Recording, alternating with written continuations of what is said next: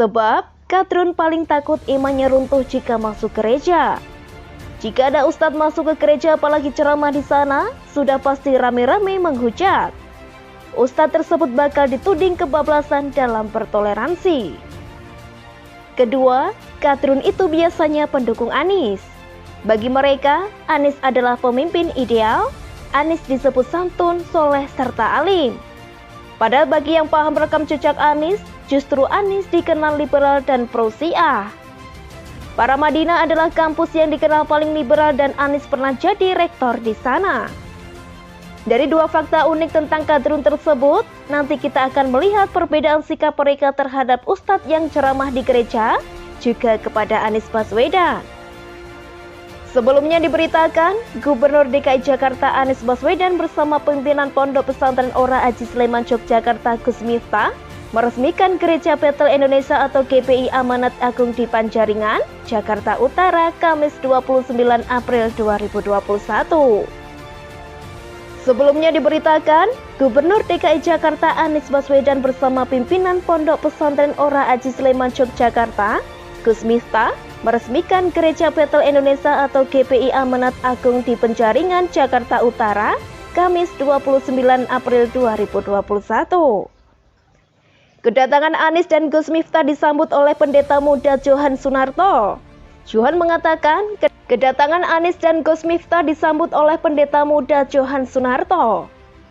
Johan mengatakan, kedatangan Anies dan Gus Miftah untuk menyaksikan acara penandatanganan Deklarasi Kerukunan Umat Beragama RW 015 Penjaringan, Jakarta Utara sekaligus meresmikan gedung GBI Amanat Agung. Jujur saya sangat senang melihat Gus Miftah ceramah di gereja. Indonesia butuh lebih banyak model ustaz seperti Gus Miftah agar toleransi serta toleransi antar seluruh pemeluk agama di Indonesia tetap secara umum terjaga. Yang unik adalah Anies dan Gus Miftah sama-sama datang ke acara peresmian Bethel Indonesia atau GBI Amanat Agung di Penjaringan, Jakarta Utara. Tapi oleh warganet berjenis Kadrun, yang dihujat hanya Gus Miftah, Anies tidak. Padahal keduanya sama-sama datang ke peresmian Gereja Bethel Indonesia atau GBI Amanat Agung di Penjaringan, Jakarta Utara. Tak lama setelah mengunggah videonya ceramah di gereja, Gus Miftah rupanya tak hanya mendapat sanjungan tetapi juga cemooh. Terlihat pada salah satu unggahannya di story, seorang warganet menuding bahwa pimpinan Pondok Pesantren Ora Aji Sleman ini menunjukkan toleransi yang kebablasan.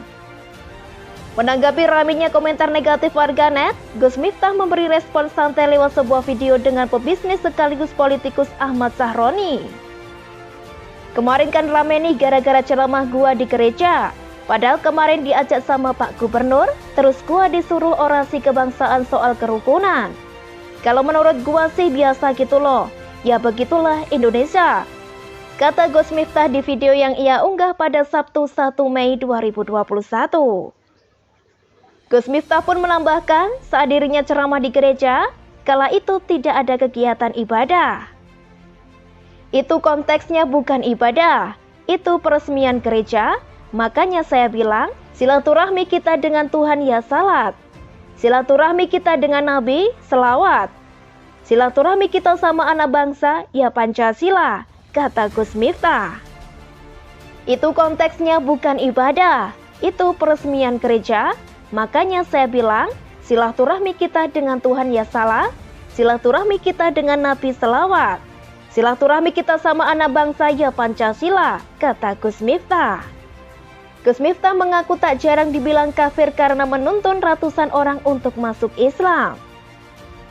Lah kita yang biasa menuntun syahadat orang, ratusan orang syahadat sama saya. Gara-gara itu saya dikafir-kafirin bro. Itulah bedanya dakwah zaman sekarang dengan zaman dulu.